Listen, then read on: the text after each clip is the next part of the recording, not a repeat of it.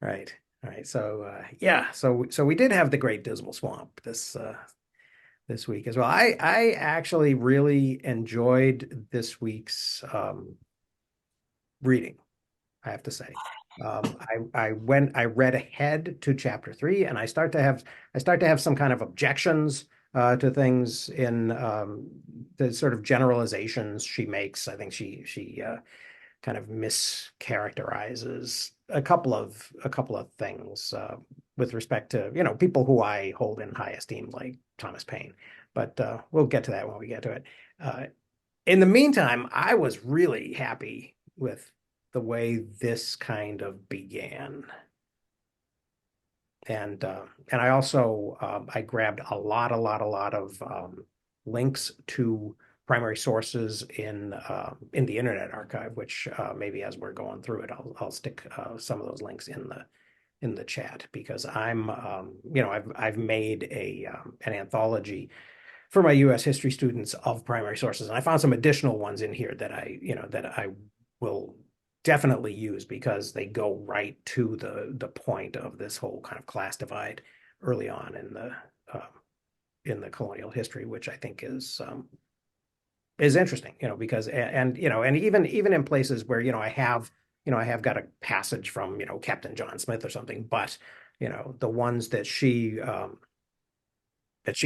notes, I'll go back into those, the history of the, Virginia and the Summer Isles or whatever, and look for kind of specifically that because that might be an even better, thing to cite or to have students read out of that than what I had originally been using. So yeah, so I was very excited about that.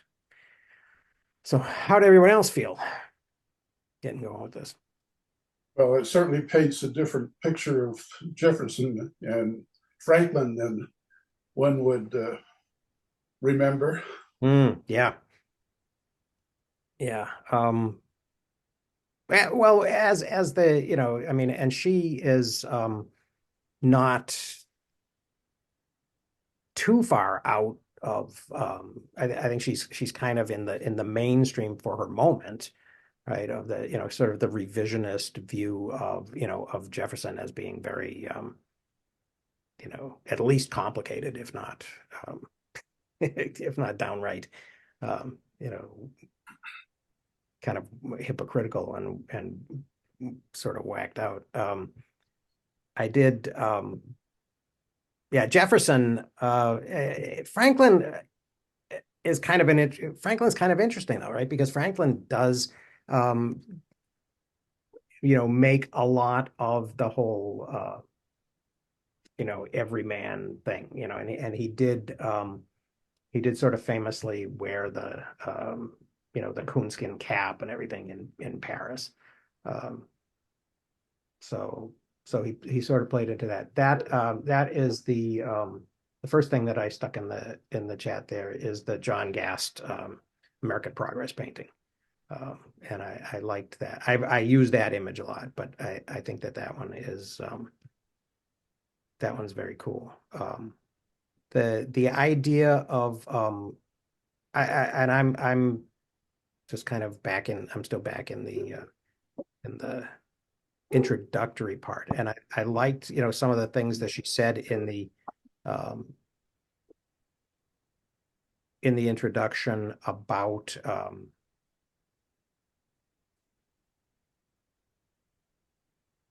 kind of redemption and good intentions.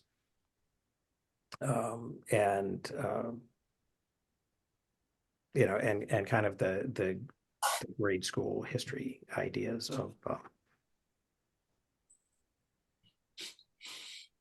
that. She made a kind of an offhand reference to the bleeding from different orifices Trump thing, didn't she? Yeah, my favorite is all the new vocabulary words I've got. Yeah, right. Like lovers and yeah. Yeah, it's yeah, I mean I think there were kind of one of the things that impressed me even early on in that introductory thing was, how much I hadn't really, really maybe appreciated the the way that children were kind of taken advantage of. Yeah, off scourings, right? Yeah. Mm. Um, yeah, it does seem off scourings does seem like kind of the type of thing that you would, if you were a mariner, you would um right, that would be something that you would come up with, right? Because I mean, I imagine when you careen a boat and you're scraping the barnacles off it every couple of years, that's probably not fun work. It felt very livestocky to me, actually. Yeah. Yeah, that too. Yep. Yeah. Although, I mean, Even yes. even though she kind of presents what would seem like a revisionist history, she's providing receipts along the way. Mhm. In particular, the you know the Prince of Freedom, John Locke, like he's the guy who Oh, yeah. who gave it to us all. Hmm. Which some of us know that he was taking his ideas from indigenous peoples from a place Right. he didn't visit. Hmm. But I had no idea that he was. I knew he was part of the establishment, but I didn't know he was given massive land grants that presumably he never lived on, Right. but was, part of the boosterism system and, apparently super pro slavery. Yeah. Which for, the guy who started the kind of that freedom movement, which a lot of modern day poor white trash, like, it's all about freedom and control, and I can do kind of what I want and live Hmm. how I want. Hmm. Yet at the same time, they're also the same people who are saying still, women can control their bodies. And I don't know how to make heads or tails. It's like the level of, hey, I want freedom, but not freedom for you. Just Yeah.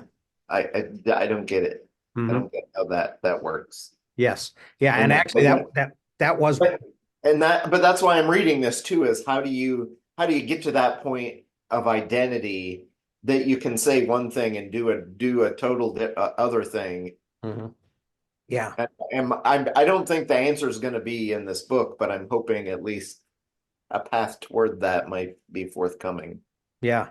Yeah. I think that actually I have been really, really impressed with the way that she end notes pretty much every paragraph, right? And has a number of different sources that she cites that refer to things that she talks about throughout the paragraph. And it's a really, really good combination of secondary stuff and even very recent scholarship. And I think she probably went out of her way to find stuff written by women. I'm seeing a lot, way more than the average that you would expect, from just kind of a random sample of, although, and It's maybe it has to do with the topics that she's using, because I mean, when she's talking about women, she uses, she cites almost entirely female historians. But a lot of the stuff is very recent as well. And that I thought was very cool. And then a good sampling of primary sources that actually support her thing. And that was Locke. I was sort of aware of Locke as, and the fundamental constitutions as being sort of this moment of extreme hypocrisy, if not really kind of sinister, kind of doublespeak. But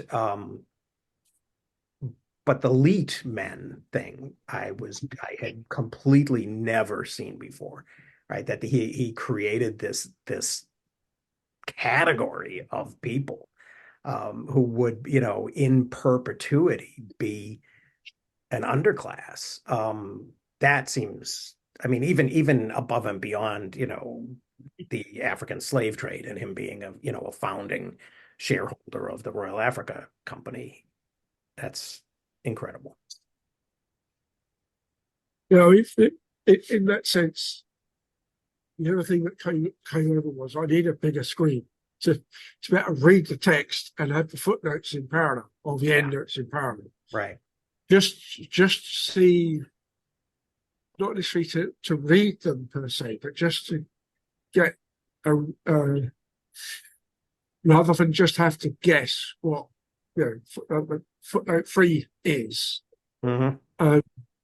But what I also liked, and partly where I put that chunk of new words for Chrissa piece, just following through the wiki page of White Trash, it's not on the book, although obviously the book is mentioned. Mm-hmm. And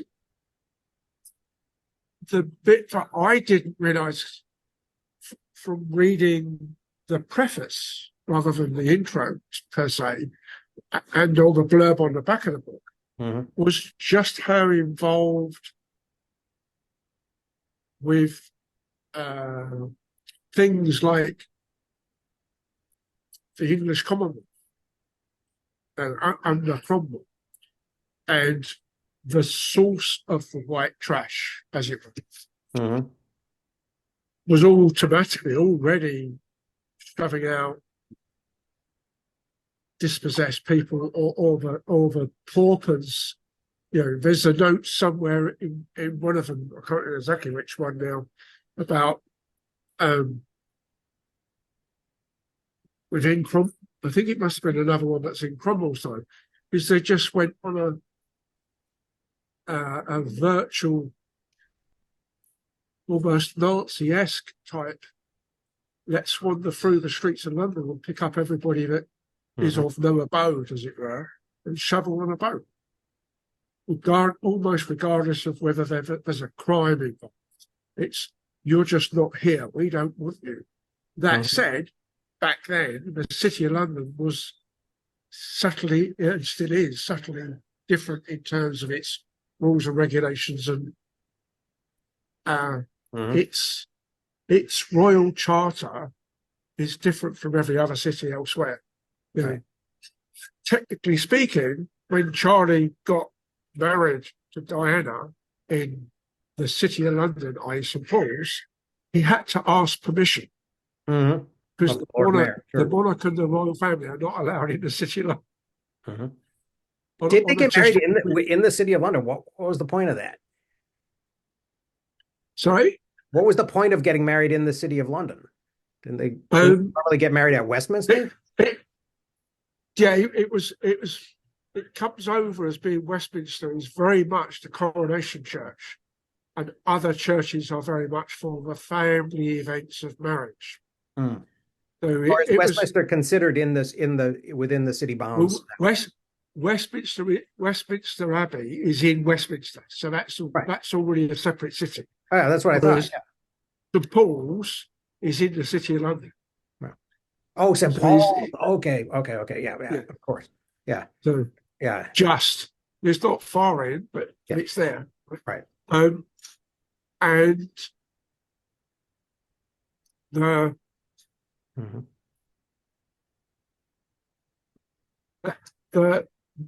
you said in part of your commentary this morning already was the way that it's setting up an underclass, a virtual permanent underclass.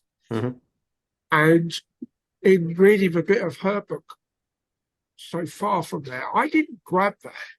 But as soon as I started realizing what was the original source of the people, and the same process was going on with the next gen or the several generations later of white trash from the UK, they weren't obviously being sent to the Americas because you'd already decided to become tax dodging tea terrorists. We therefore had to send them to Canada and Australia. Yeah, right. Yeah, and it's the same thing, exactly the same thing again.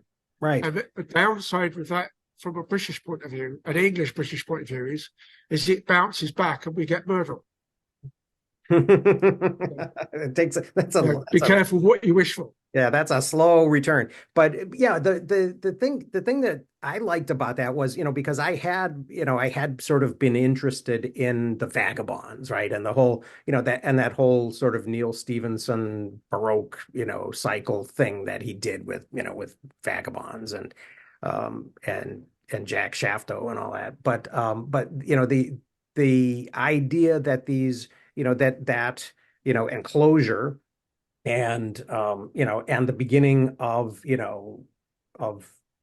what proto-industrialization leads to and then demobilization of these armies, right, that had fought in places like the siege of Vienna and stuff, lead to this class of people. And I thought it was interesting that she mentioned that a lot of these mobile people, a lot of these vagabonds are ex-soldiers, right? Which she takes that and she kind of leads that to a well, so let's treat them in a military. Let's imagine the colonies as military camps. And even Oglethorpe does that. But it also reminded me of Marcus Rediker and Christopher Hill when they talked about the pirates, right? Rediker's the big historian of Caribbean, the pirates of the Caribbean, but Christopher Hill wrote a really interesting.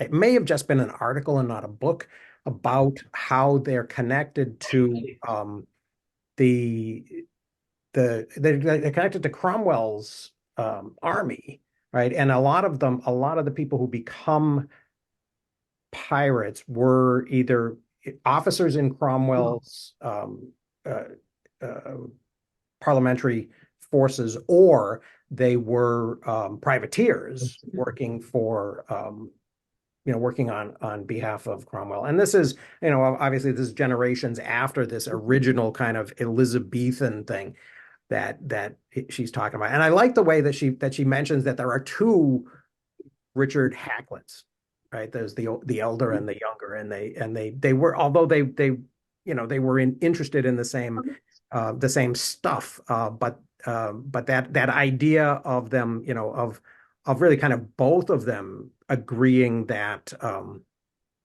that America was going to be a workhouse, right? And that it was going to, but that it was going to be a safety valve, right, for these people, and it would be kind of humane because it would prevent them from being miserably hanged or packed into prisons to pitifully pine away and die. I thought that was an interesting passage that she found And there. the other quirk that popped up, and I suppose you might see it more than I do, I suppose, in because of what you do and the way that you side read on it.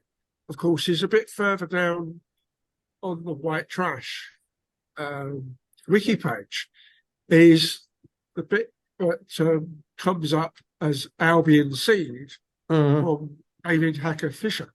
Right. I oddly enough, partly I think because it's of UK bookshops don't stock him in the same sense, or the normal small town bookshops don't stock him.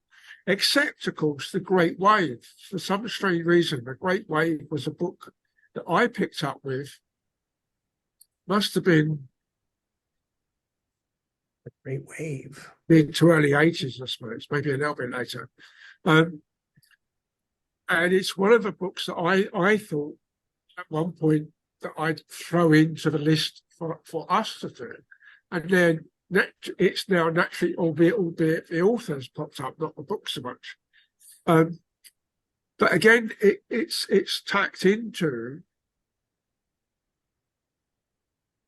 a lapse with in some respects, because it's talking about the mechanism of money and how money stroke value stroke why do you do this? Because you want that, so you need to do something else to get the value to be able to get that freedom. Yeah. Back with debt the first 5,000 years. Price Revolution and the Rhythm of History. I was not familiar with this book. It's one of the two big history books that I read way past education point that really struck.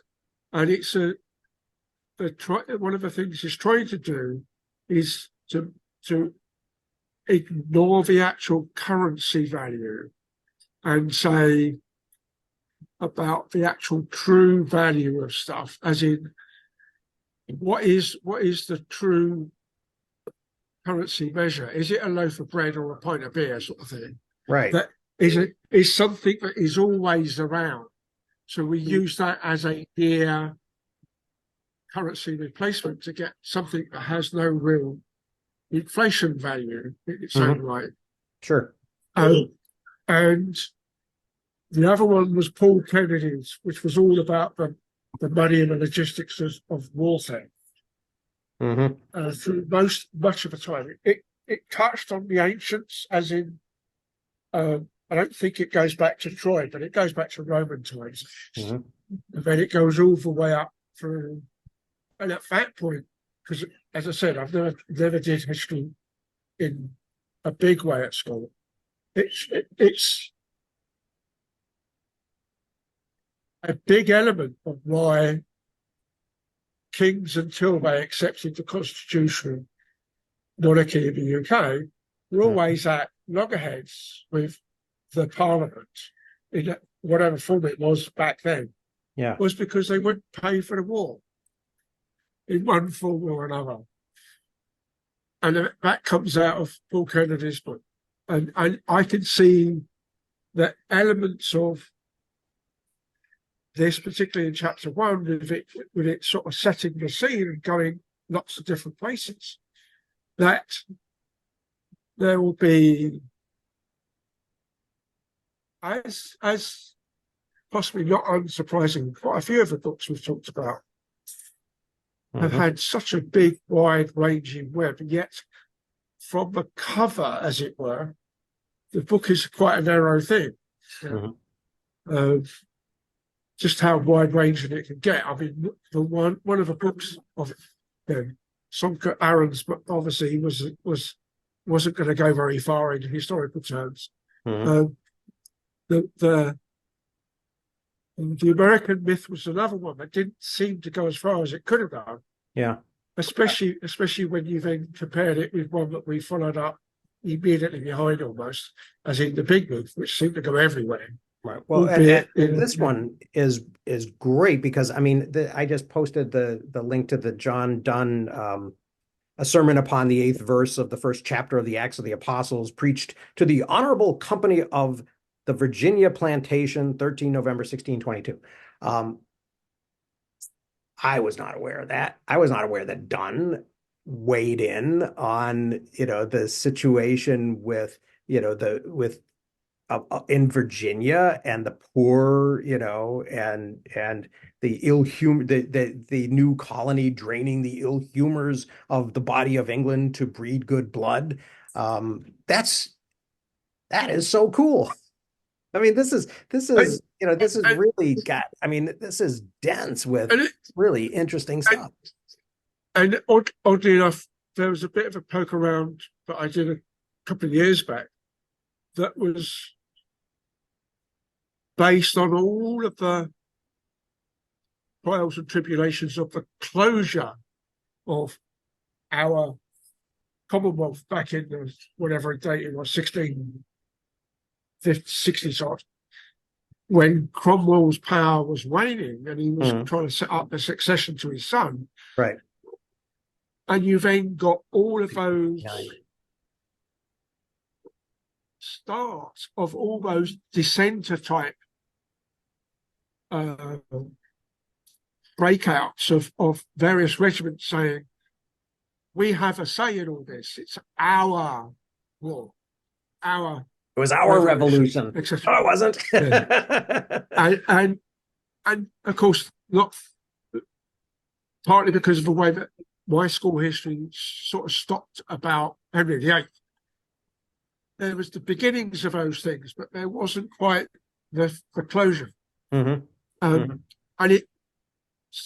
And oddly enough, complete backlink aside, um, obviously at the moment there's a big hoo-ha about, we had a tree vandalised in the UK that was a solitary tree that happens to be a sycamore, which is a 1600s introduction from Central Europe.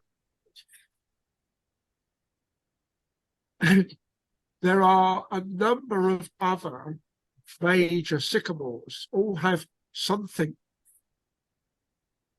to do that is not quite an oak tree and Robin Hood type thing. Mm-hmm. But one of them that comes back to here, quite particularly, is the Toll Puddle Martyrs, because they wanted to set up an agricultural union for better pay and conditions. Mm-hmm. They were all hung on a sycamore tree that still exists. Wow. And it so exists in the same sense as the apple tree and Newton tree. That one doesn't exist, but a cutting still exists and several times over, because apples aren't that type of tree that lasts a long time. The sycamores do. Yep. The National Trust owns both of them, or at least it has the management rights. And the sycamore that is the Toll Puddle Martyrs tree, which I've seen, because it's not that far, Dorset's not that far from Bath, and it used to be a weekend drive out sort of thing, has been recently repollarded to extend its life, the actual life of that particular tree. And that, which I didn't know it had been done. It's been done since I've been here, so I didn't know it had been done. That popped up this week. And it was like, I don't believe where this loop's going. It's back to the... Yeah. Well, and it's interesting how far... It is interesting how far back it goes. And one of the things that I've been... when my interlibrary loan person arrives at work on Monday, she's going to have a whole pile of things that I've asked for her to get, including a couple of things that she references this sort of Elizabethan era obsession with America, right? Which is interesting and kind of pushes back the whole because there is that whole century between 1492 and 1586 or 7 when Roanoke kind of gets going, that you sort of wonder about. And it would be interesting to kind of fill in that story a little bit. I know, Henry VII sends what's his name? John Cabot, right? Giovanni Caboto to Newfoundland in 1497. So so that kind of at least gets the ball rolling. But yeah, but the kind of the context really early on, before she really even gets going with what's going on in the American colonies, is really cool. And then the idea of am I still in the preface here? I may be. No, I may be in the first chapter now, when Winthrop is, John Winthrop is going to Boston, and he's bringing and he's doing his model of Christian charity, which I found a link to. I think I already had that somewhere, but he's talking about the way that people are supposed to, that there is this, this great chain of being, and people are supposed to, be happy in their place and serve, their betters and all of that. It's I think that is kind of really interesting, because we tend to think of, at least when we're most people, when they teach American history, tend to say, well, okay, Jamestown was commercial, but Boston, or Plymouth and Boston were a city upon a hill, right? That was these people who were religious separatists who were being oppressed back in England, and needed to come to America to practice their religious freedom and all of that. Winthrop sent his son. He brought the Arabella to Boston in 1630. 1626, he sent his son, his oldest son, down to the Caribbean, and his oldest son helps to found Barbados. Right. That's why she mentions in the text that um, I think that he owned Indian slaves and his son owned black slaves. So because he was a Barbados proprietor. And then even in the 1640s, he sent, when the Civil War was going on, and there was less support available, and less trade opportunity available with the old, with the mother country. The Bostonians turned to the Caribbean again, as a way to kind of shore up their economy. And Winthrop sends another one of his sons in like 1647 to be part of that New England community of merchants down there. But yeah, and then Cotton Mather. I've already been sort of accused of being too hard on Cotton Mather in his Magnalia Christi Americana, about how the woods were cleared of the pernicious creatures to make room for better growth during the Columbian Exchange. But this stuff that she talks about is also very, very interesting. A good master well served. That this is part of this is the expectation. I'm kind of curious, as you mentioned Henry Cabot and the excitement of the Elizabethan age, that, and it's a cycle we see over and over and over again since then. I'm curious what the first one may be, but it sounds to me like it's almost a mirror image or an exact image of the tech bro culture we see now, with things like ChatGPT and AI use. All these white guys move in. Hey, here's this new territory. The PR and the crazy of, we don't know what the hell we're talking about, but we're going to talk about it anyway, and we're going to do it in the most rose-colored glasses wearing sort of way. And we're going to dominate it to the point that it can't recover from the toxicity we inject into it. And anybody who's marginalized is going to be even more marginalized after the fact. But at like that kind of repetition, and the only thing I can think to call it is, tech bro pro futurism. Right. Where did it start? Was it Henry Cabot Lodge coming in the beginning of the exploration of the Americas, or what? Certainly there were probably versions before that, but yeah, I think there was. It does sound like there's probably a story in there back in England of this idea of, this is the safety valve solution. And there has been a lot of talk amongst historians about, America, and it's, the West as the American safety valve. But yeah, that's kind of interesting. Now that we're in an era of, potential population collapse, right? One of the things that people are saying is, of all of the Western nations, the only one that seems like it's not headed for immediate population collapse is the US, but we're not growing fast enough. So that there does seem to be kind of an issue about population, and the new technology and the new economy does seem to suggest that we're going to have to think about the whole focus on breeding, right, and on the whole animal husbandry, like Eric, like what you were saying, the agricultural metaphors of this are kind of interesting. Yeah, maybe we'll get another era of, kind of scientific racism, social Darwinism, that we have to breed better people, right? We have to, and transhumanism can kind of fit right into that, right?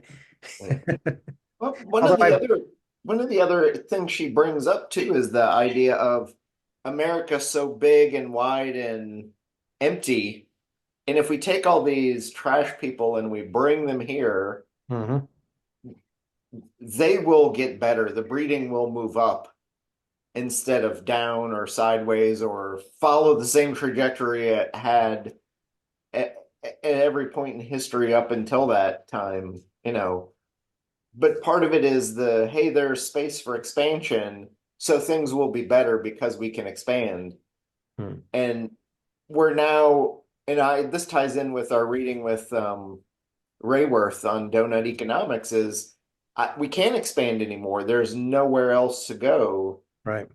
So how do you quote unquote land the plane of expansionism and growth to, keep happiness and almost everywhere in history, the Mongols, the Roman Empire, you grow and grow almost without bound until some point where you hit the wall and you can't grow anymore. So then what do you do?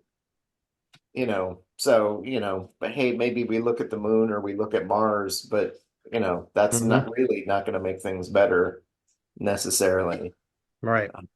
Yeah. Yeah. I'm paging through as we're talking. I'm sort of paging through, and I just got to the Thomas Morton. She does a long kind of digression on Thomas Morton, who is interesting. And then Bacon, and then she gets to Bacon's Rebellion, right? And this moment of and that's where the off scourings come in, which is yeah, scour. Yeah, so it's human fecal waste. I do think I always, whenever I hear scours, I do think of calf scours because I was a ag student for a little while, and that's something that you worry about, I guess, when you're raising cattle in kind of artificial conditions, not on grassy fields.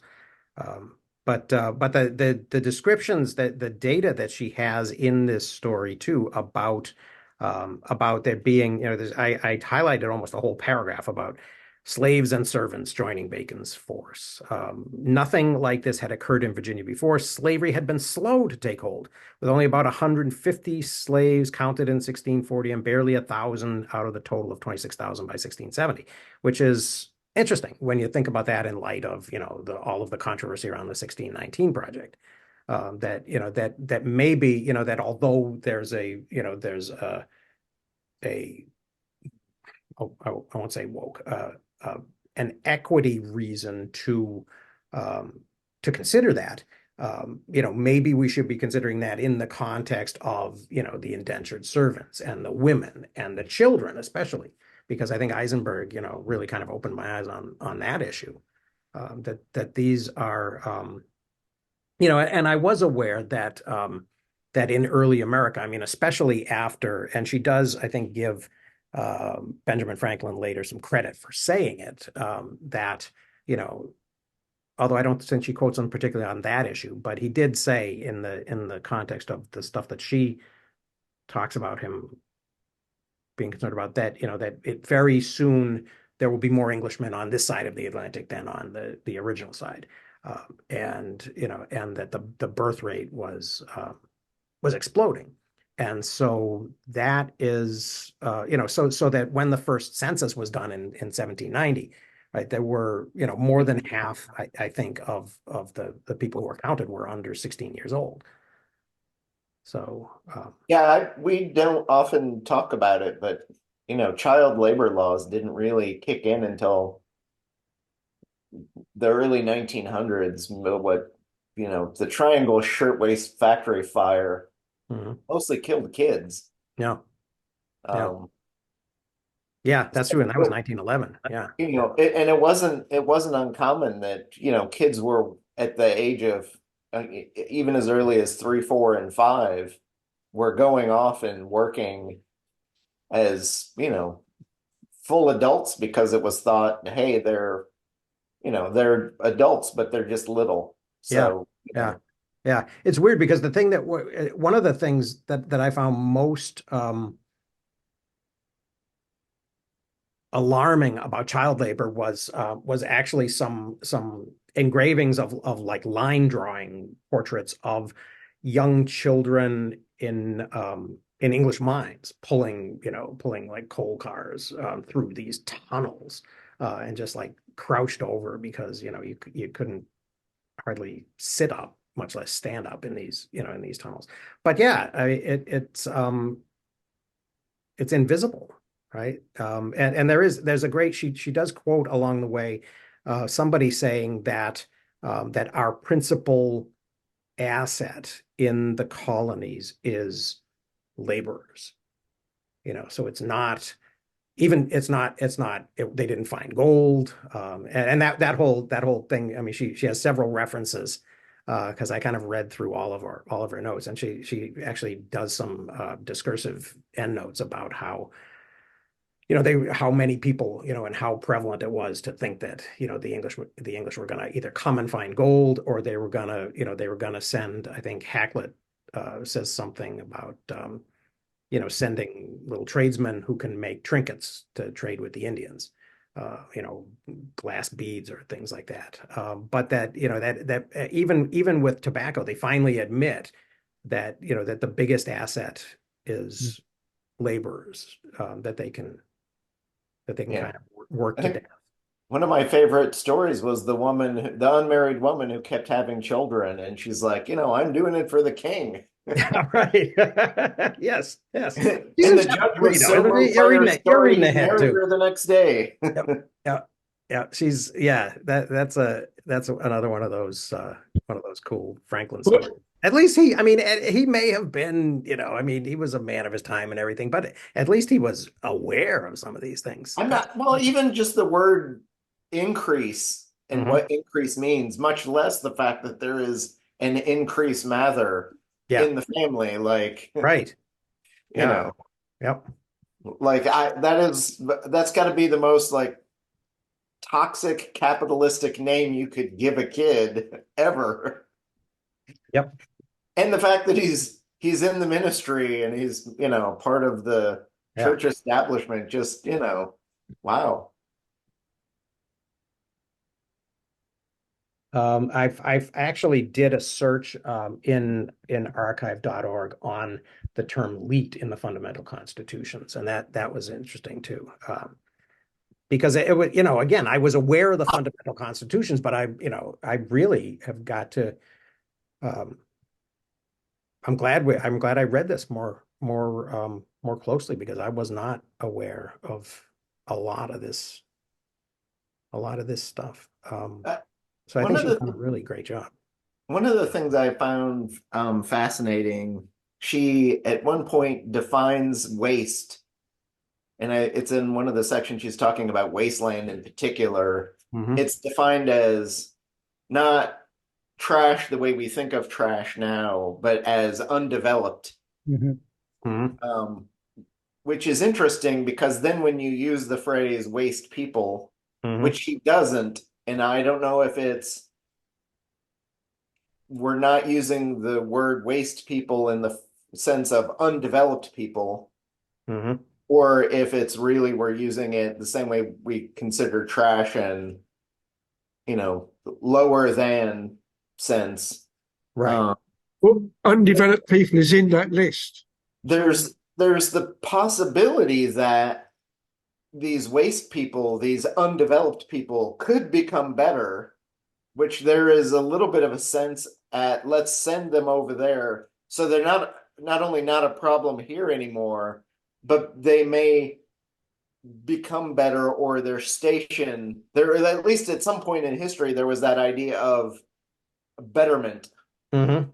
which doesn't ever seem to come to fruition either in that time or in our own, that hey, we can be better.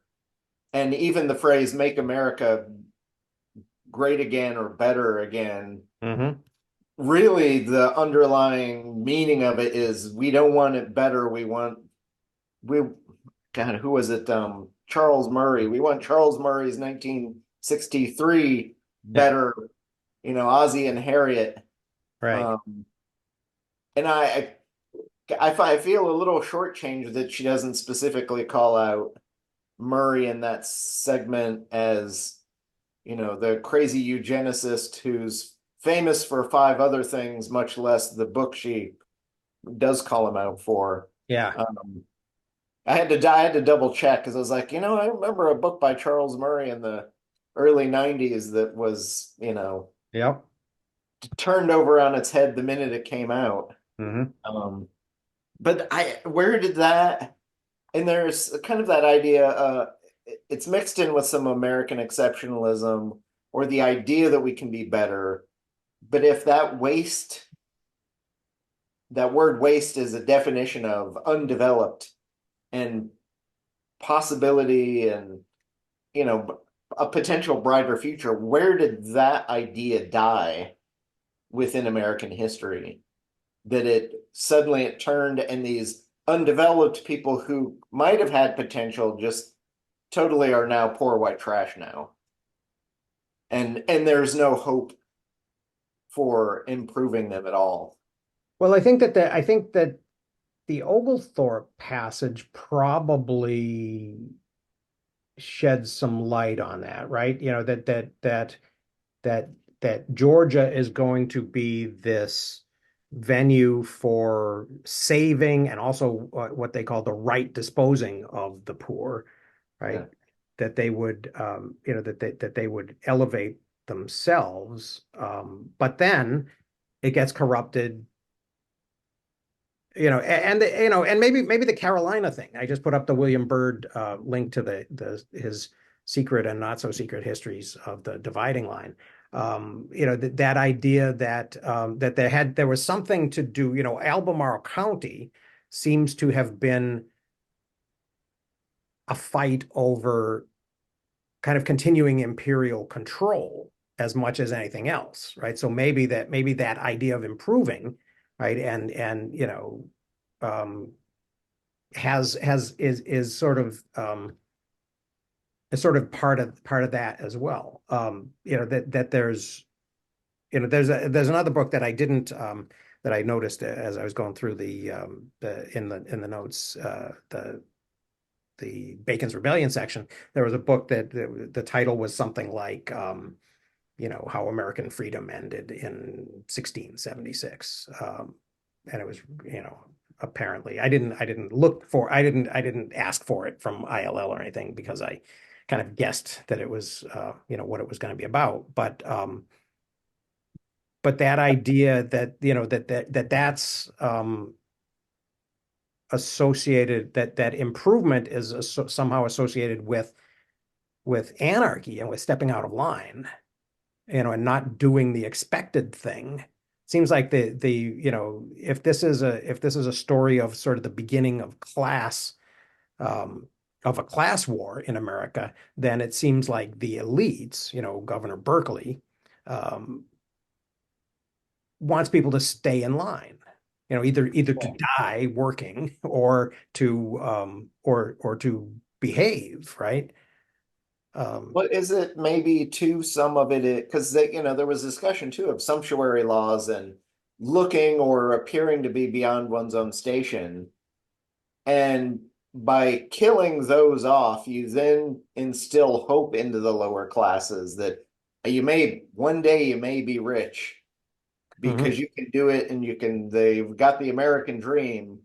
And as long as you've got the hope that that could happen, whether it occurs or not ever doesn't make a difference. So we can always structure things to hold you down, but you've got the hope that things could be better, Yeah. and that's enough, and that's the real American dream. Yeah, Uh, and it's kind of weird because I didn't really entirely understand, and I'm not sure I entirely buy the idea that the sumptuary laws were mostly about preventing people from looking better than their station. Um, and I'll have to I'm gonna kind of look into that a little bit because my understanding of it was kind of more about um, not being appropriately modest, or I think of them kind of in this almost in the same breath as as the whole New English Canaan story, the Thomas Morton, kind of stepping across the line into something Yeah. that they think, that the Or is the there government braved. I don't remember what the exact price was, but there was the thing about the worker who has the choice to buy the $5 shoes or the $10 shoes. And the $10 shoes will last him a lifetime, but he can only afford the $5. So that's going to keep him in debt and in place for his career because he's always in debt to the company store. Right. Yeah. But that plays in with the keeping up with the Joneses idea that, goes back to some sense goes back to Adam Smith. Yeah. Yeah. Well, and this whole, I mean, she does this long kind of several paragraphs about this description from Byrd, from the secret history of the dividing line, I guess, or maybe the not secret history, but that, that the lubbers are partially, they call them vagrant mendicants. And they talk about this aversion to labor of any type. They sleep and snore into the day, and then they smoke their pipe. And it reminded me a lot. I mean, and the thing, the thing about her, I won't call it, I won't go so far as to call it a confirmation bias, but she has found something that very adequately kind of confirms her and supports her thesis. But this is, William Byrd, who's kind of almost a satirical writer, and he's complaining about these people that he clearly despises, and he is an example of the other, you know, uh, and so, I mean, and so this reminds me a lot of the way that that the colonists described the natives, right? They lay around. The men don't. They make their women do all the work, right? And they lay around, and um, they don't do anything, and that came from a complete misunderstanding of the division of labor, and of the fact that that native men were responsible for not only hunting but also kind of managing the forest in a way that would enable the the best possible yield of wildlife, right? So they're burning the understory, they're doing all of these things that the colonists don't see as work, and so they imagine that they're not working, right? So this description of the lubbers in the Carolinas, the sluggers, Solomon sluggards, and the wretchedest scenes of poverty and all this, um, strikes me a little bit as the whole, as similar to that, right? As being, maybe. I mean, it goes back to, like Graeber and Wangrup, right? The hunter-gatherers had it easier, right? And especially when you could hunt, when the population density is very low and you can hunt and gather, in your, in a rich territory, right? Then you don't have to be a busy bee all the time, right? But maybe that's offensive to the people back in town who are busy bees all the time. Right. So I guess my that's a long-winded way of saying that, I, I suspect we may be getting, kind of a one-sided, She also mentions the idea of, the white Indians who were kidnapped, came back to, Western civilization for a minute to dispense with all their goods and take their two items and go back to the woods. right. And Just for a that, second, she mentions that. and but it's viewed as, oh, hey, they're crazy. Mm-hmm. What happened? Not that, oh, they had such a much better life doing what they were doing. Like, give up this, and the the busyness of the bees in the industry, that stuff goes way back to Aristotle and before. Hmm. Although I noticed that in the introduction, she has a phrase where she talks about not only the industry of the bee, but the chastity of, like, Yeah, yeah, you right. know, Well, and rightness, right? That's the thing. That's that whole thing of being in line, right? Staying in line, doing, staying in your lane. The other thing, I mean, just mentioned for a second that, that thing that came out of Franklin about the white Indians, but then she spends a lot of time on the Mary Rowlandson story, right? And redemption narratives are huge in this period of, colonial early republic America, right? Because there were, and I think that it's very much because there were a lot of people who fled to the natives, right? And fled to these native communities farther west, escaped. I mean, it's what Graeber and Wenger were saying about voting with your feet, right? Back in the day when there was a place to run away to. And the idea that, that especially for women, right, life was generally better in native communities. And so that I think she doesn't seem to want to kind of go there, right? I mean, she seems, I mean, so far at least, I haven't noticed an account of native life that is particularly positive, right? She seems to be, kind of accepting the the view of her sources that, these people are not, they're maybe not degraded, but not necessarily to be emulated. yeah. Well, she's got a very particular narrow thesis of what she's chasing, and it's difficult to. She's got a hard enough job trying to convince the average American poverty has been with us and always will be. Mhm. You always have the poor with you, Yeah. and to highlight that piece, much less to try. And this is a popular press book, like Yeah. Yeah. people bought this, so she's hidden all the depth and the footnotes in the back Hmm. for us who want to Yeah. read them and see them, and that's extra stuff. But it's how do you make that thesis and try and make it stick, much less do the secondary work that's a Hmm. whole nother thesis that should be bound up with this as a comparing and contrasting the two. Yeah. But I won't fault her for doing that because that's a humongous Yeah. large thing to try and bite off while she's got a Right. tough enough row to hoe with this. Right. I agree with you, but I do think that there is a kind of a blind spot that you're kind of touching the edge of, that I think does become more apparent in the third chapter. So we'll talk about it next week.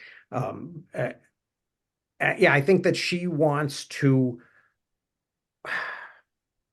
I guess the best way that I can imagine it right now is that she seems to want to portray the people that she's calling white trash as 100% victims of sort of being persecuted and being ill thought of, right? And in a completely undeserved way. And I think that we're gonna kind of see that in chapter 3 and later, that that there's no that there's that they that she will not brook any kind of criticism of people as, as it's almost like an equity argument or something. It seemed to me like, like it was, like, and I don't know. I guess I'll develop more words for it, kind of going forward. Sticking with these chapters, there were again, as I'm moving on, a bunch of great sources that I'm gonna mine. The New Voyage to Carolina, the John Lawson thing, suggesting that that white men marry native women, and then in the note it says, yeah, and he wasn't the only one to say that, right? That the idea is not isn't his alone. Byrd felt the Indians were healthy and strong and less debilitated by European disease and of the European disease of lewdness, um, and that men should marry. And Lawson said they should marry Indian women rather than spend 4 or 5 years of servitude as indentured servants, which is really hard on life expectancy, and that this is, and also that intermarriage would be a better method of conquest than bloodshed, which is an interesting, um, you know, assimilationist kind of an idea. Although, it didn't work out because, assimilation didn't benefit the Cherokee or the Creek or the Choctaw. Sorry, go ahead, Tim. So if I sort of recap a few bits to raise a question that you and Chris have said just now, we've got people who have, and to a certain extent what she's been talking about it as well, we have people who have very little to nothing, including not just goods, land and chattels, but education and position. So I'm thinking back to what I said a while back about when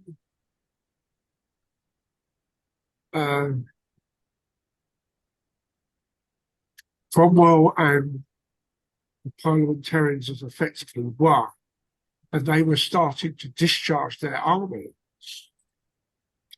Some of it they kept because they then wanted to go to Ireland and they wanted to do other things. But one of the things that came through to me was that it was another example of people who had managed, for whatever reason, to actually get a reasonable education such that there were debates that we would recognize as debates over these various splinter groups of both religion and politics. And one of the things that comes over to me when we then say, what do we do next? What's next in America? As in, where else can we go? And because of disease and other stuff, we could clear out a space. Because obviously, some of the readings we've done is the Americas were well populated before Columbus turned up, and in part deliberately, but also in part accidentally happened to have a bionuclear chemical warfare equivalent event. Yeah. And you mentioned Mars, and there's nobody there to speak. What happens when we go to the next big step? You look at quite a bit of Kim Stanley Robinson's fiction, more distant future than now, for things like the Ministry of the Future, which is about climate change here. You look at the Mars trilogy, very quickly, or the Expanse even, it's very quickly, it's what does the Wild West, inverted commas, look like when it's the asteroid belt or when it's the Jovian moons?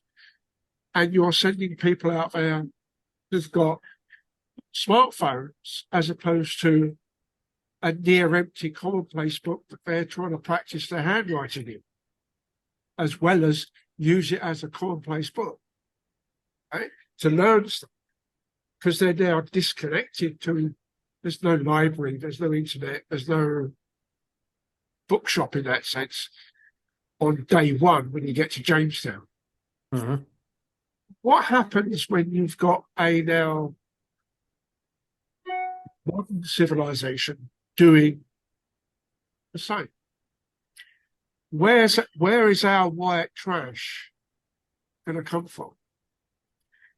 is it literally the child labour out of the Congo that's digging for cadmium for batteries that Well, we've, or do people just get demoted back to that level by the fact that they're not one of the 25 multiple billionaires? I think that seems to be the danger, is that everybody becomes disposable, right? In an era when, when what we seem to value as work is going to be increasingly done by software and hardware, and is not going to be, and people are not going to be needed, right? So then the question of waste in the sense of I mean, in both senses, right, becomes kind of an issue, right? So what do we imagine people are going to do? I mean, that's really kind of part of the beginnings of the argument, So you end up about UBI and things like that came up in in the 2016. so you end up with Asimov, Elijah Balin type stories where Earth has still got billions. The various planets we've got a few hundred, if that, and it's a family estate. And they've got 10 houses in different places on that planet. I wasn't thinking so much of that. Yeah, I was thinking more of what was that Matt Damon movie, where all the rich people live up on the satellite, and everybody on Earth, Elysium. Elysium, yeah, and Earth is like one big Baltimore. You know that was filmed in a South African wasteland. Okay. So the bit you see down on Earth was a sort of a Soweto type. Mm-hmm. Yeah, I mean, and there, I mean, and there's favelas in Latin America, and so around Rio or El Alto, around La Paz, yeah, people living under corrugated, sheet metal roofs, if they can, they can even find those. Yeah, so what's gonna yeah, I think that I don't know. I think that the value of these things, I think that maybe what's going to save us is that the value of these things has been overstated, right? And and celebrated before it's actually, out of beta, right? I mean, I saw that Tesla stock just bounced after the market closed yesterday because Elon Musk said he was going to launch robo-taxis in August. It's like, how the hell are you going to launch robo-taxis when FSD doesn't really work? So is that just, I mean, is there, I don't know what's going to happen there, but I do think that whole, I mean, that full self-driving in the Tesla world is at least, if it's not really a real problem for Tesla, it's at least a metaphor for for this kind of overselling of technological solutions, and especially overestimating the doneness of them, right? And Jaron Lanier did have a lot to say about that in Who Owns the Future, and some of those other books about how we look at Google Translate and we see this magical thing, and yet really what's happening behind the curtain is the scraping of all kinds of unpaid human work of translation that that Google is able to go out there and into the ether and find. So yeah, maybe yesterday for the first time I saw the highest end Tesla with a bumper sticker that read, "I bought this before we realized Elon Musk was crazy." I almost swerved off the road when I saw it. That's funny. Yeah. Yeah. But it was kind of like, hey, we know better now, and I would have rather had another car, but it's so damn expensive.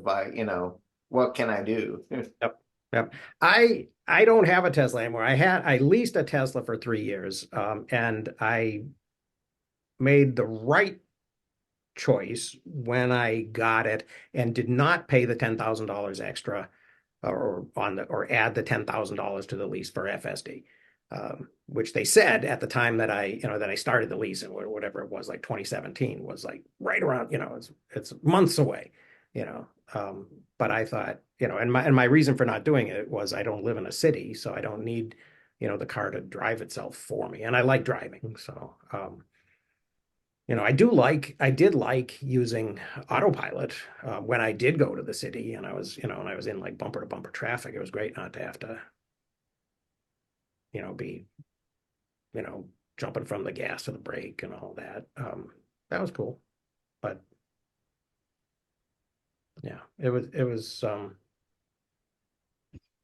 oh, he talked about Elysium. Okay, that might be a reason to listen to Colbert. About it being filmed, the Earthside piece, about it being filmed on a rubber ship.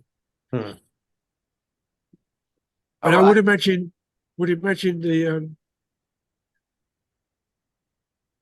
there's another one that's similar film, but not exactly the same. That's based on again, it's a South African base from memory. Hmm.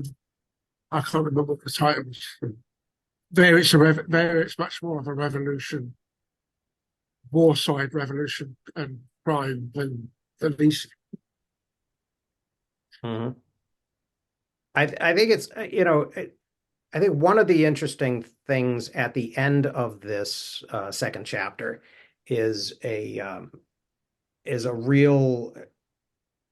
She spent some time on the idea um, that slavery is connected to English idleness, right? And that is kind of part of the issue. And in the South, I think probably um, I would think more than anything contributes to the creation of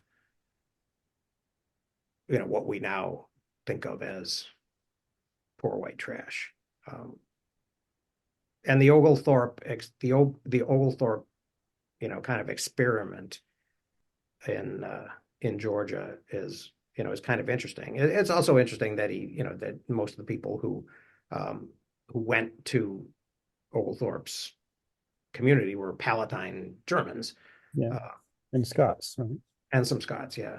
Well, what's That section. interesting, I grew up in Georgia, and in fourth grade had Georgia history inculcated into me.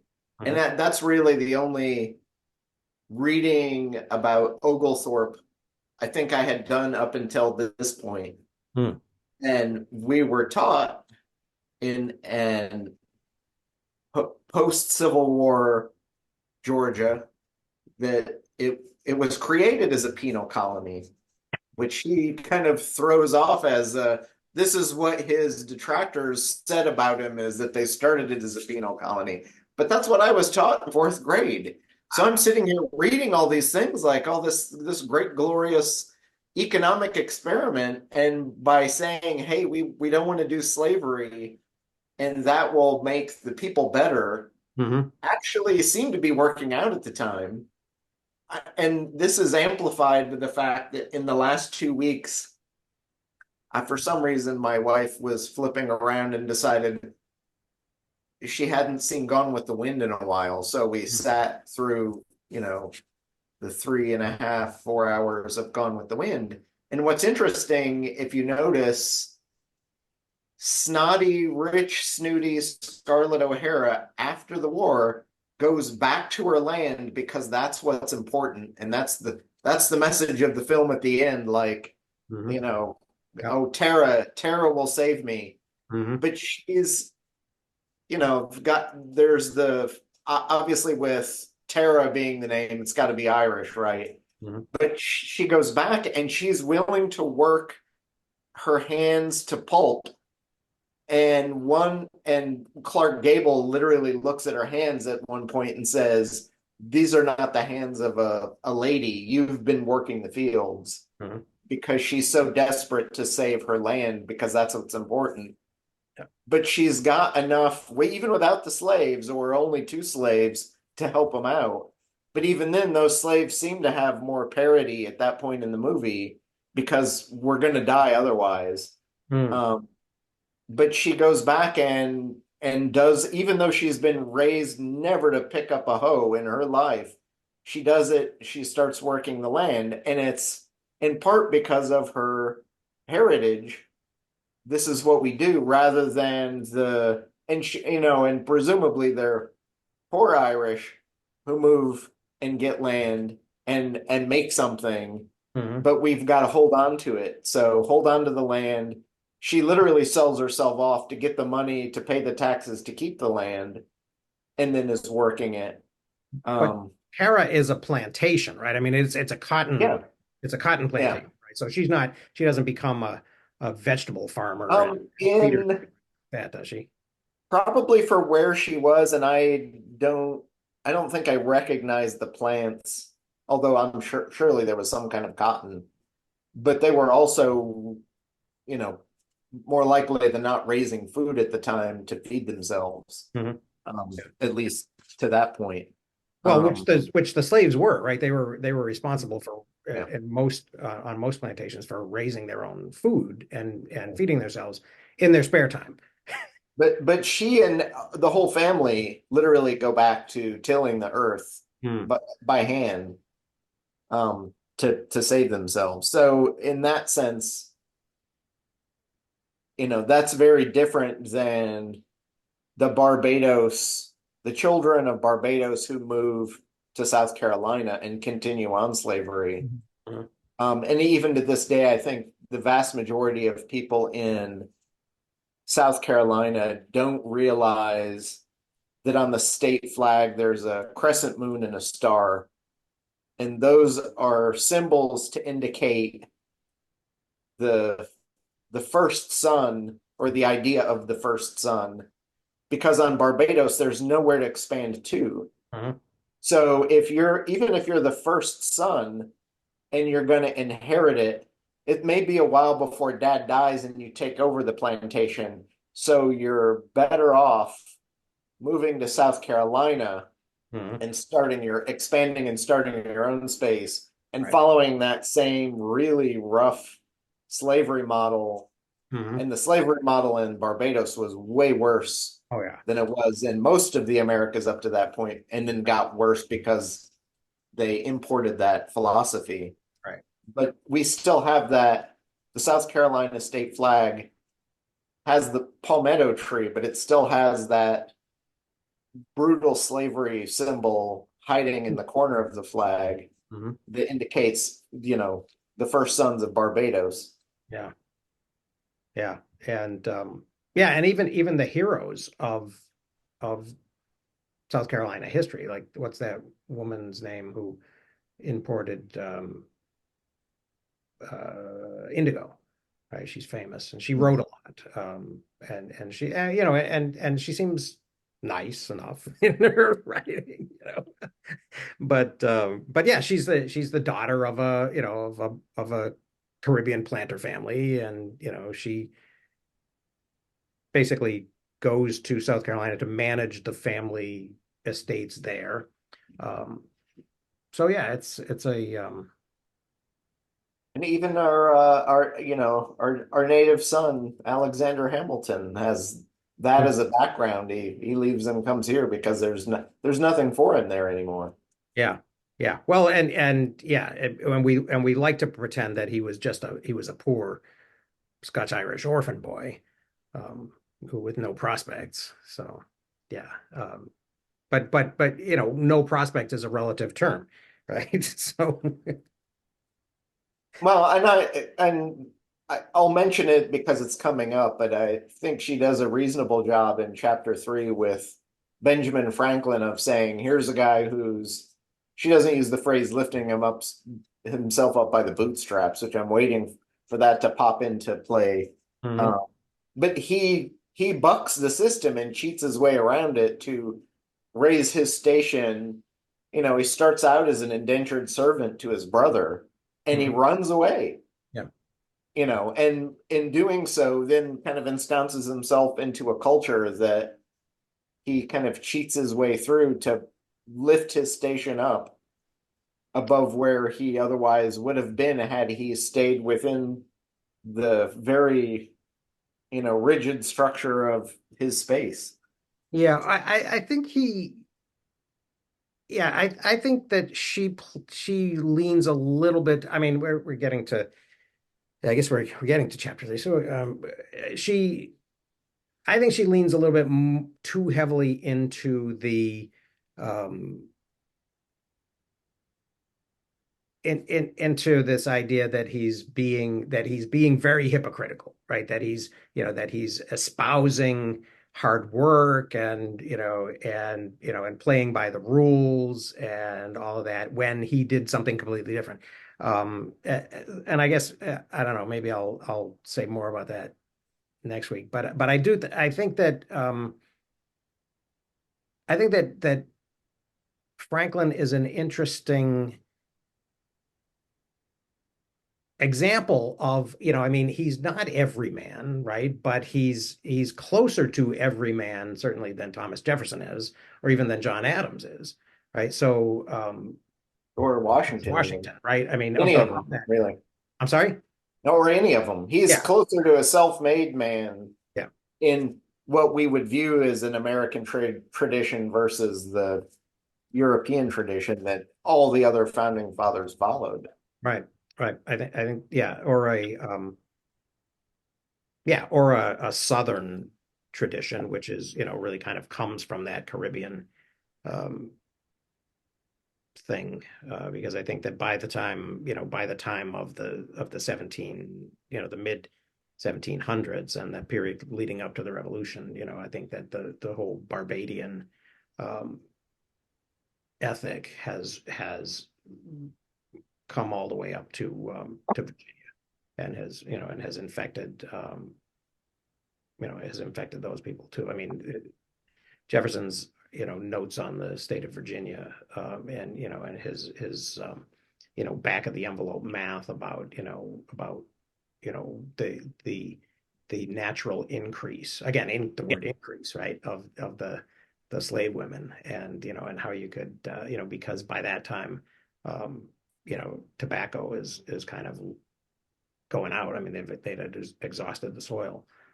So he's already kind of seeing the future where, where Virginia becomes a breeding ground for thoroughbred slaves, in the same way that Kentucky will be breeding thoroughbred horses.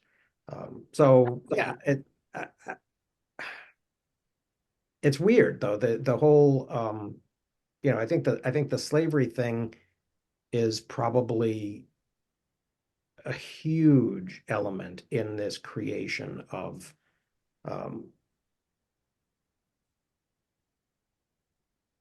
to whatever extent the white trashiness or the lubberness of these people is actually about a disinclination to work, which again, I think that is, she's giving too much credit to her sources as being objective.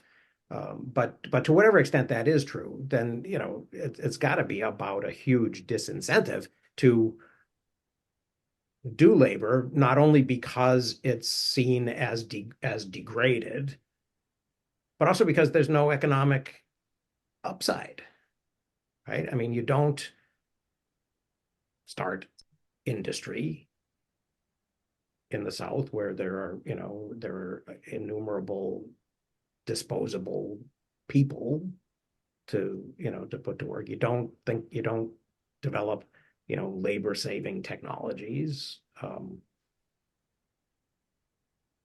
It does seem like that's a huge element of this.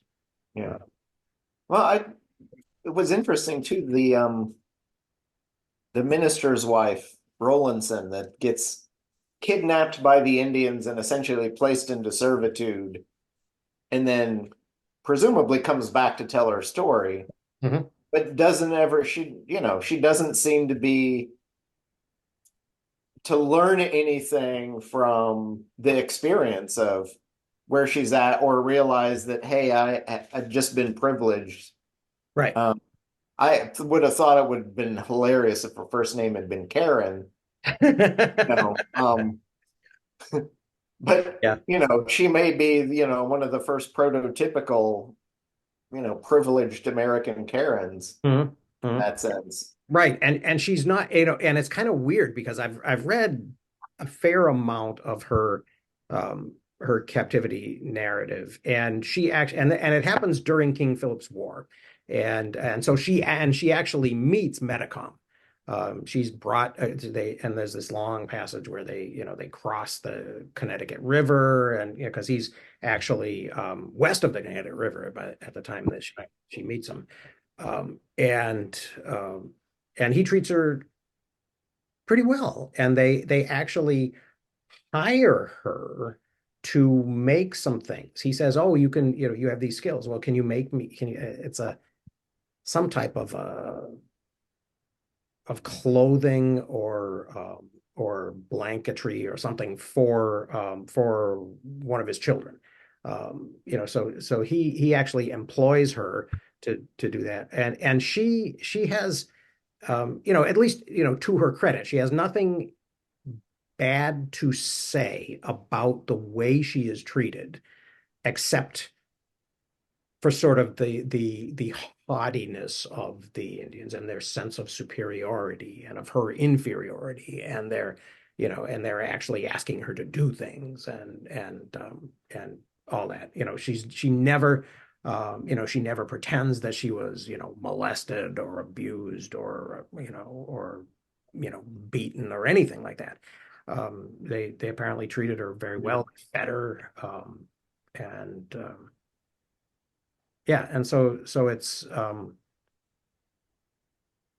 yeah, so and honestly, I didn't read the whole thing. I suppose I didn't read it cover to cover, but I sort of vaguely remember this beef that she had with this woman who's the Sachem's wife or whatever, and um and didn't treat her with the appropriate amount of respect.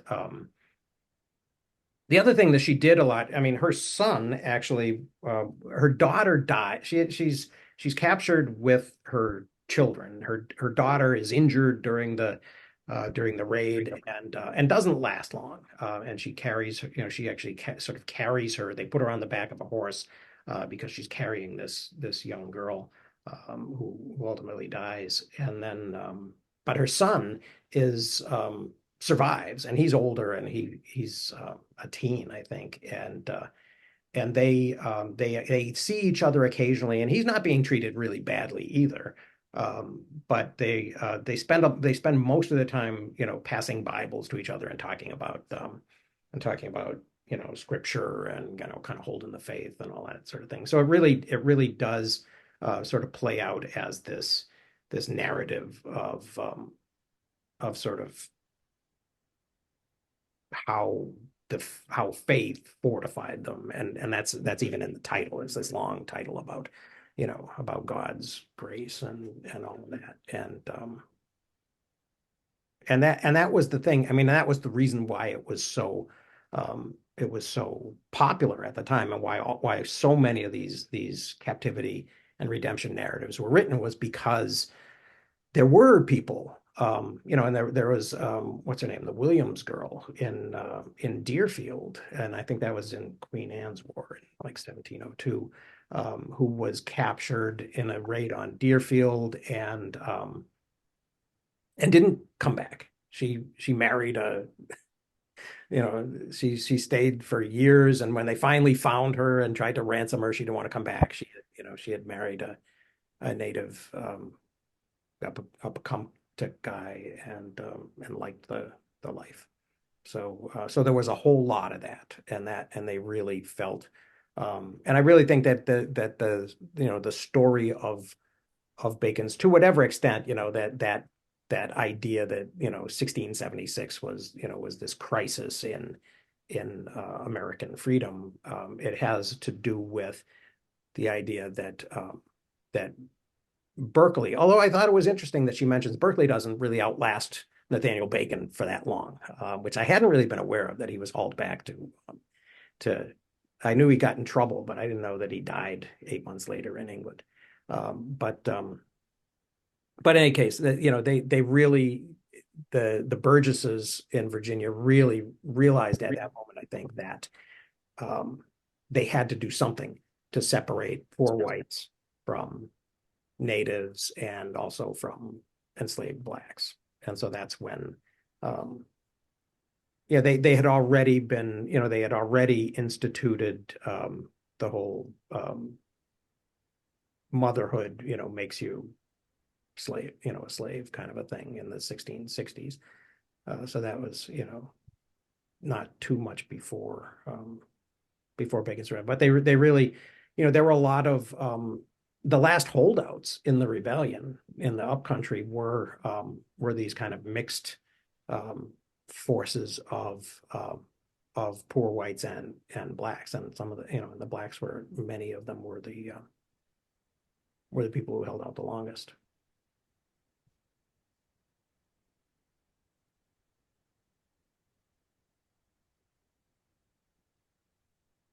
So, how much should we talk about next week? We've got Ben Franklin, Thomas Jefferson, Andrew Jackson. Should we do the rest of that part 1, chapters 3, 4, and 5?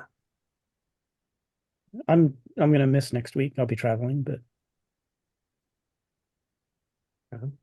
that gives me a target to keep up with and figure another 2 chapters after. Okay. I assume. Okay. I will say one thing, Chris. I'm relieved that my naivete on the founding of Georgia and how little I knew about it is matched by the inculcation of someone who was educated in Georgia, which reminds me of, I went to school in Texas and had many friends who had to take the same Texas history class, and it sounds comparable. Yeah. Well, and even watching how people are so up in arms about what their kids are being taught in school now, how do we teach history? Which is a good question to ask, but I think it's being asked in a way that doesn't indicate we're really interested in a solid answer. It's not being asked with curiosity. It's being asked with position. But and I kind of appreciate that she mentions Aquinas and Francis Bacon as kind of progeniture or precursor ideas of where we get some of these bits and pieces from. So she's looking 3, 4, 5, 10 generations earlier for where bits and pieces of this stuff come from, or even ideas like the Great Chain of Being, which he only mentions in passing. Right. Well, and the Greeks certainly had an idea about people, being natural slaves, or natural masters, right? And the Christians absorbed that, and so it's not. Yeah, so I mean, I guess you could say they come by it honestly, right? Yeah. Well, so it doesn't surprise me. I don't remember the guy's name, but there was a Google engineer, 2 or 3 years ago who was ultimately fired, but he was like, "Oh no, men are better programmers and women are not good at that, so they don't do it. They should be in HR or publicity or, marketing or something." And it's that and he's taking those ideas from late 1800s, early 1900s, eugenicist crazy pants, and saying, "Hey, this is the way things are," because that's the way he was taught and brought up, and we just believe it without questioning it, and so he comes up with this crazy screed that I think multiple people looked at and debunked, and it all came down from that. But it's those things, those ideas that are passed down that we just don't question because they're forced on us. In Mhm. fact, in the early, I think it was even in the introduction, and I don't see where I scribbled the notes down, but um, the kind of hierarchy of the Puritan church that she talks about, down, literally down to the seating chart. Mhm. And we've kind of, where it's almost like we're calculating this mathematically, including how many sons you have, determines the pecking order of where you're going to sit in church. And that hierarchy and pushing down from the top, a couple weeks ago I saw there's a couple documentaries now, both about the Duggars and the bigger Baptist church that the Duggars were a part of, that is just rife with power from above pressing down to the Mhm. point that it allows and helps the idea of grooming young women for abuse Mhm. and even young men. Um, you know, and this is where we get it. It's that kind of power down literally from the founding of America Yeah. in Puritan churches and that area of New England is where almost all of the other splinter churches everywhere in America comes from. So you can trace the roots of almost all of the Protestant movements and even things like the founding of the Latter-day Saints Mhm. starts in New England. Right. They leave there because they need space and move to where I think it was Illinois. And then from Illinois, move further out to Utah. Mhm. But they take with them that founding idea of Mhm. God, the priest or head of the church, the individual men, and then below that the women, and then below that the children. Mhm. And they take that idea with them as they go west. Yeah. And it just, Yeah. becomes the seed of, you know, the crazy abuse that we see today, rather than the idea of can you think for yourself, Mhm. regardless of where you sit in American society. Yeah. Yeah. Well, and the chain of being, and then and not for nothing, Massachusetts didn't disestablish the Congregational Puritan Church until the 1st of January, 1834. Right. So they were the last. So that's when Massachusetts finally got separation of church and state.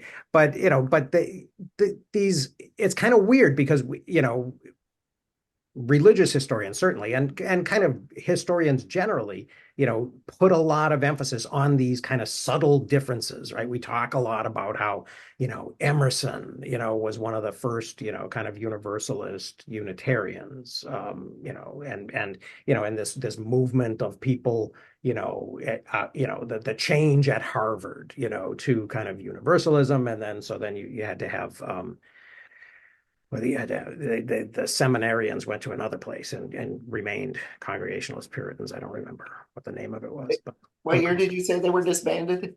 the church was disestablished in on the 1st of January, 1834. Okay.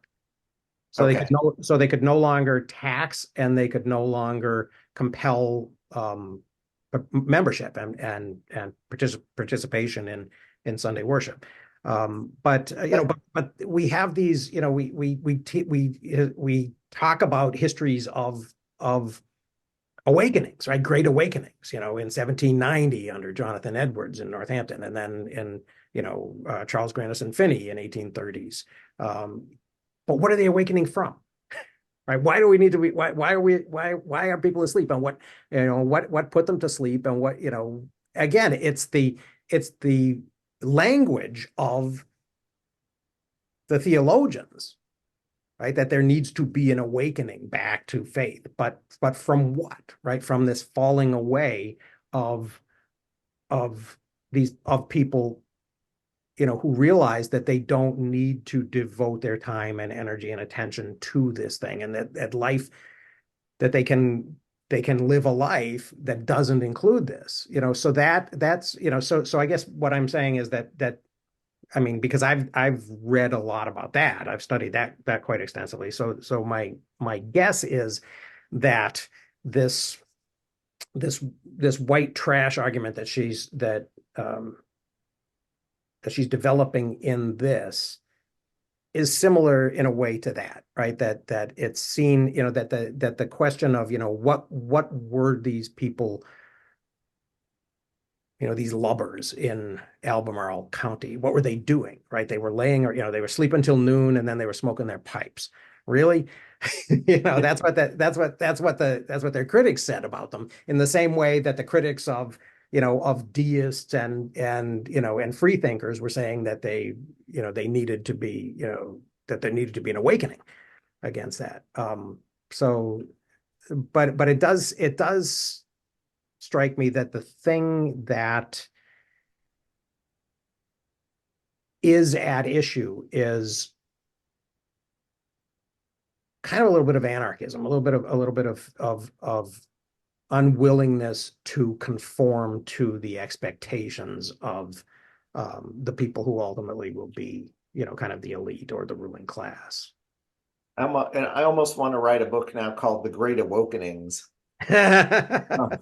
But no, one of the reasons I asked you about the 1834 is she mentions another kind of foundational history book that was written in 1834 that kind of begins to propagate some of these myths forward about American exceptionalism. Oh, what was that? I'll pull it up in just a second. And I think you mentioned it earlier as one of the books you pulled out. Oh. But as I was writing a note about it, I wrote a note saying essentially I wanna take a look at this and read it, but I went to tag it with the year 1834, and lo and behold, like out of the magic box pops a note about the English Poor Laws, which were passed in 1834, Oh. in which I don't believe she mentions, but which assuredly came back and influenced those in America. Mm-hmm. But I had it as a note because Beatrice Webb mentions in her kind of note-taking process in 1926, Mm-hmm. one of the things she was using her notes for was to do research, a sociological research on the Poor Laws of 1834. And she discovers in collecting data about it Mm-hmm. that the laws are so horribly and disproportionately applied all around. There, it's done in such a way that it harms more people than it helped. Mm-hmm. And she writes a book, or she's doing the research in the late 1880s, I think, and publishes sometime around 1910, if I remember. But literally, I find through sheer serendipity of having taken notes and indexed things, Mm-hmm. that just the phrase 1834, the number 1834 surfaced this as I took a note in this book to compare the English poor laws of the 1830s and how they might have, which is something she doesn't bring up at all here. So it's kind of this weird little bit of serendipity. Yeah, it was I Bancroft's. never in a million years ever would have found it without having indexed and written about it 2 years, 3 years ago. Right. Right. And while doing research on a wholly different topic. Mm-hmm. Yeah. So yeah. Well, that's the cool thing about this whole process. Yeah, it was Bancroft's history that was published in 1834, and that was a really one of the things that kind of stuck the flag in the ground and marked that territory for. But since exceptional. so few people talk about that kind of, usually people use the phrase magic, Mm-hmm. and there aren't a whole lot of specific examples of that magic happening. Mm-hmm. I made a note of it and wrote it down like, hey, this is the reason why you do this. is to find these kind of bizarre connections Absolutely. across topics. Mhm. So here I am taking notes on note taking and sociology in the early 1900s, and it comes back 4 or 5 years later and impacts the thing I'm reading now. Yeah. And enriches it. Yep. Yep. Yeah. No, that is super cool. And it strikes me too that it's, that there's so much that is crossing the Atlantic back and forth and back and forth and back and forth. In these ideas that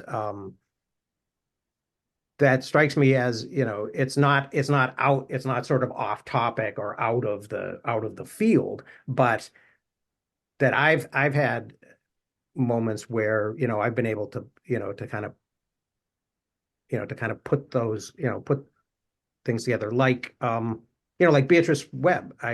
You know, or, I was looking at the index of a book about, sort of infidel women. It was sort of a free thought book, about women and feminism in free thought. And I was looking at, I had to give it back, because it was due from the ILL. And I thought, and I was trying to decide whether or not I wanted to actually order a used copy of it. And I was looking at the index and I was thinking about, okay, so who are these women that I'm looking, Harriet Law and, and Mary Wollstonecraft and Beatrice Webb but I was unable to kind of come up with Beatrice Webb's name and I was like, who's that? Who's that woman that Chris is always talking about, her note making? And I couldn't find, and I couldn't get it. I couldn't come up with it off the top of my head. There you go, dude. I can't read that. It's literally the file drawer where I keep a big main chunk of my Zettelkasten and Commonplace book is literally named Beatrice Webb. I gave that Nice. section of the drawers. Wow. You can see. Oh, my camera just died. But if you can see over my shoulder when the camera comes back, all the drawers have tags on them, and each drawer has a name. Nice. And most of them are named after famous commonplacers or note takers across time and space. So people who inspired you, yeah, that's so great. it's easy for me to remember a name because it's literally right there on the drawer I look at every day. Yep. Yep. Cool. Well, we are about at the end of our time. I think I think there was a lot in these two chapters. I think it was very useful to me, kind of a reminder of some things, and there were definitely some new things for me to pursue. Certainly some new primary sources for me to kind of incorporate into the stuff that finishing part 1 is what we'll do. Wow, look at that. That's a great box. Yeah, I haven't used labels on my drawers yet. That's a good idea though, to pick people whose names mean something to me. So Chris, where's your tier 4 data center equivalent redundancy for your cupboard? For your drawers, rather?